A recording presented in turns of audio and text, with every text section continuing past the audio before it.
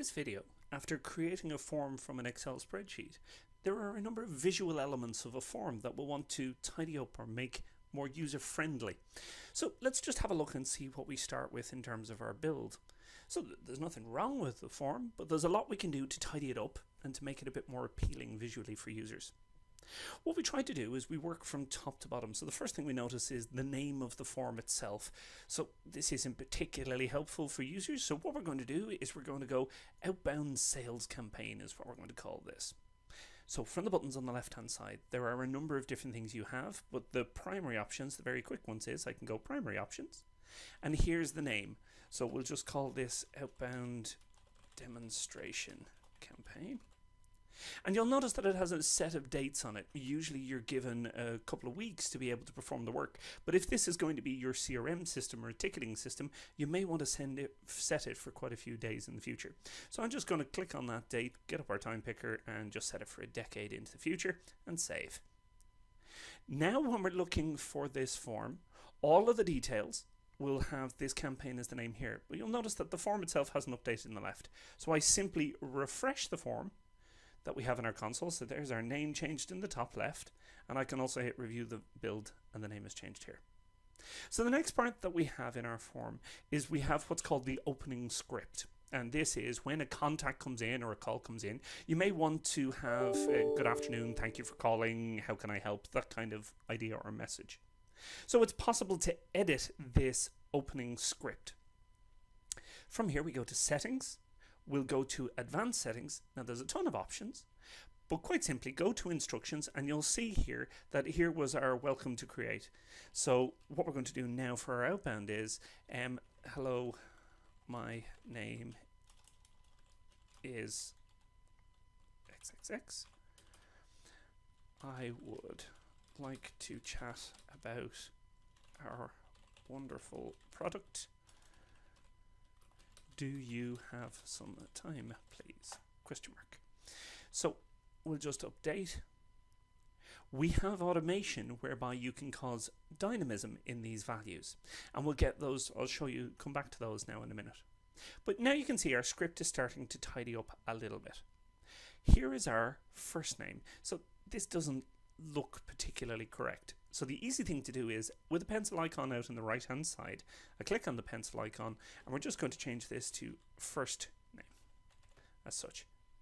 Again, these are aesthetics, they're not going to affect the data or any of the loading in the background. Here's last name and we'll change that to say surname. And you can perform this exercise for each of the fields just to tidy it up so that it looks presentable to the agents. As you can see, a couple of steps, things are getting tidied up. And the next part that we look at is there are an awful lot of fields on the form, so we have to scroll up and down. Now, ideally, it would be better to try and get all the information on one screen, potentially using tabs or groups. So the first thing that we're going to try and do is we're going to add two what are called section groups to the form. Now, these section groups are for grouping up similar information. So we're going to add a first group, which is contact details. So this is for the likes of address, phone, and details. And the second section group they're going to add is details, which is the primary interest, marketing permissions, and further details. So how do we do this?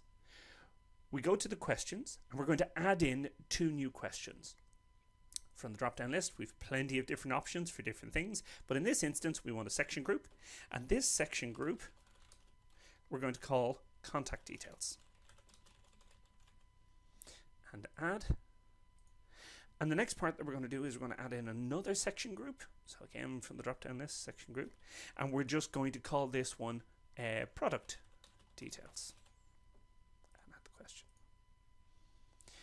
Now, when we review the build, we have our two new section groups, but they're down the bottom. It's not a great place for them. So we have a number of options to help us. We have drag and drop reorder. Now I'm going to go into that straight away. And you'll notice now that we have all the different fields, but I can now reposition things by dragging and dropping.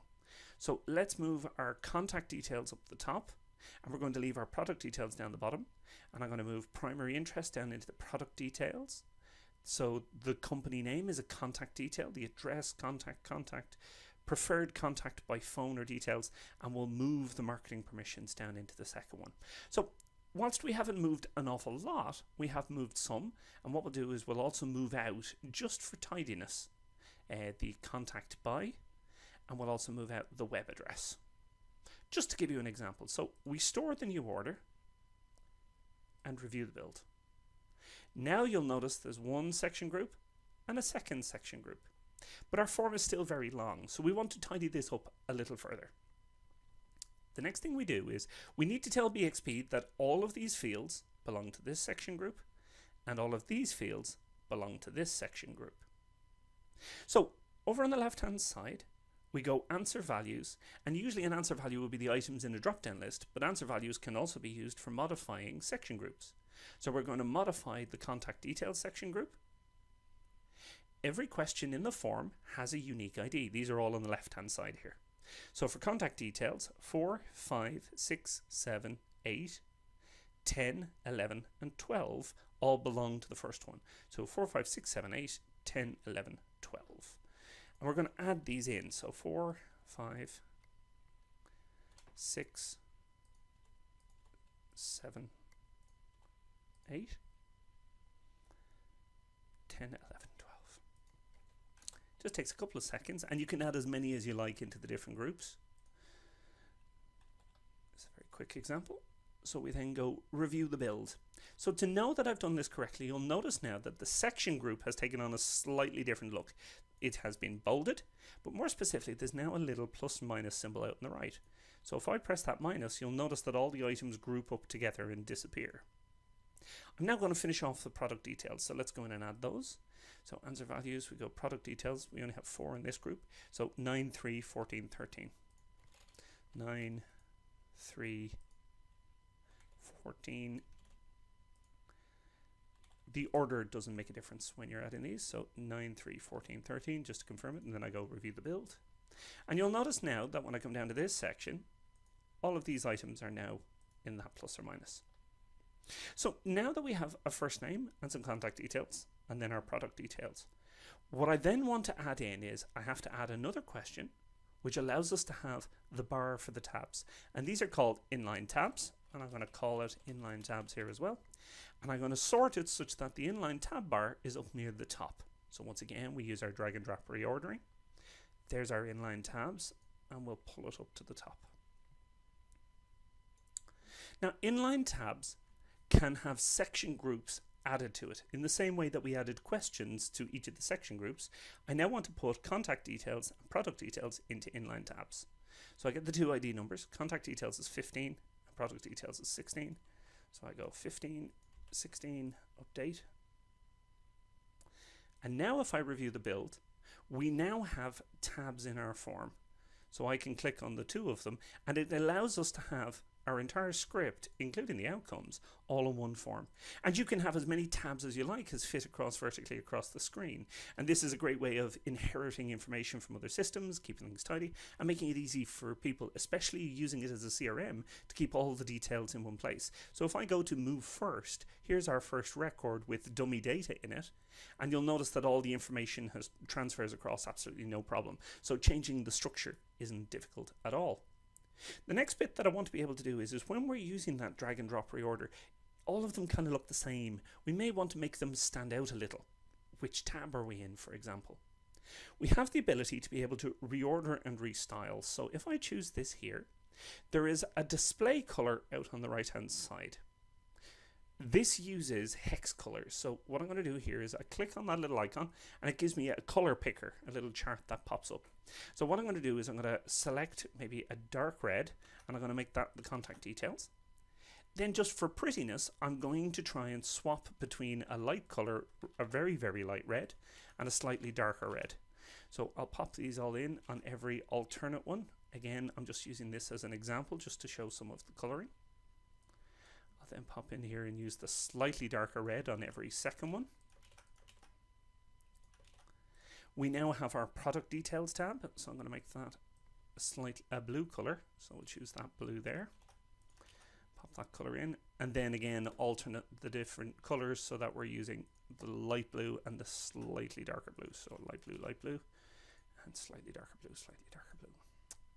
There we go. And I'm going to update. In doing that, what we've now done is we've made those sections stand out quite significantly. So as you can see, they're all red and they're all blue. So you now know which tab they're in very clearly in terms of being able to help. And in this way, you can construct many different color sets. You don't have to use the colors. I used very striking colors in order to allow it to stand out so we can see the difference.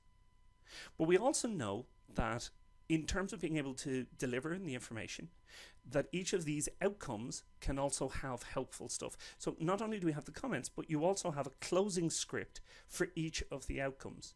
So we can edit the outcomes to actually have their own closing script as well. So if I just take that first outcome, you see that the script here in the middle of that outcome allows me to put it in. Thank you for taking my call.